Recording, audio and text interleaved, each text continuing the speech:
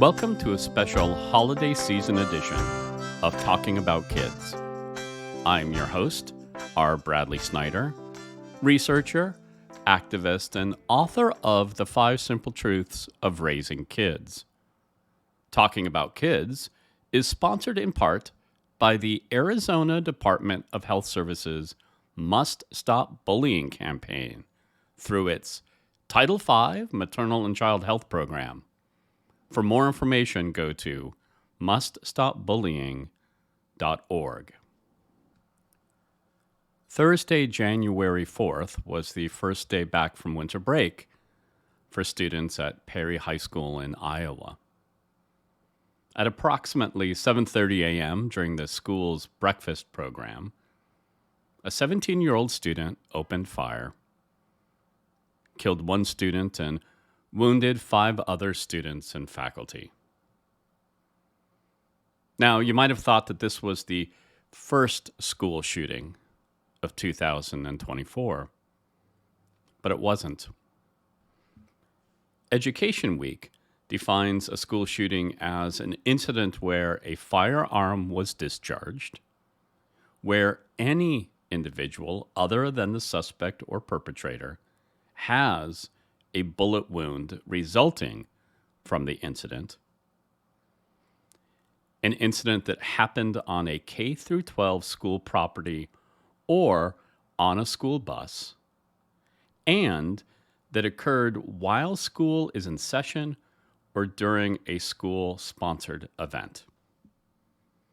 Based on this definition, there have already been 2 school shootings in 2024 as of the time I recorded this on January 5th. Now, friend of Talking About Kids, David Reidman, and his K-12 school shooting database use a broader definition of school shooting.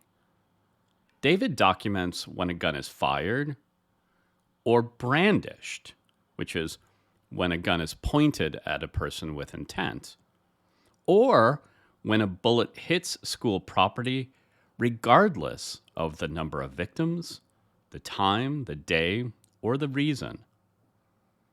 Based on this definition, there have been 4 school shootings in 2024 as of this recording. David sent out a newsletter this morning analyzing the Perry High School shooting. In it, he discusses characteristics of that shooting that are common to school shootings, but often overlooked in planning. I'm going to include a link to David's newsletter in the notes for this show, but I want to share 3 of his points with you now because he shared them when he was on this podcast back in May 2023. They have not changed, and unless we address them, we risk losing more lives. First, David points out that this attack, like many planned attacks, can happen before classes start. And yet, the planning and drills that we do at our schools only account for those during the school day incidents.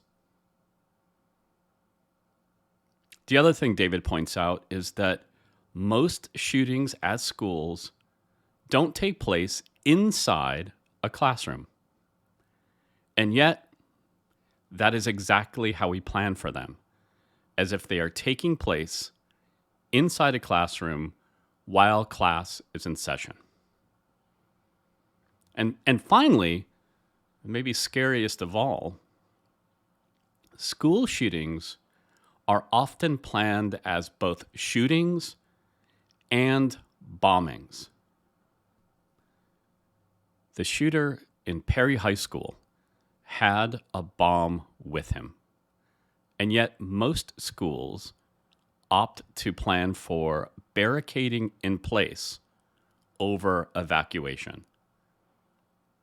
And as David points out, when there is a bomb involved, barricading in place might be the deadliest response option.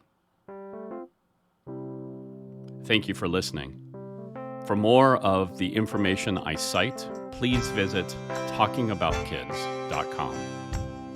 From there, you also can find out about upcoming episodes, suggest a topic, learn more about me and my books, or submit your questions for future guests.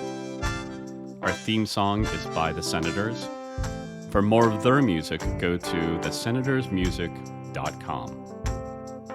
Full episodes of Talking About Kids are paused for the holidays, but be on the lookout for more special mini holiday break episodes like this one, and for announcements about the second half of Season 3. And remember, kids are young goats and young children, and the difference is that young goats are easier to manage.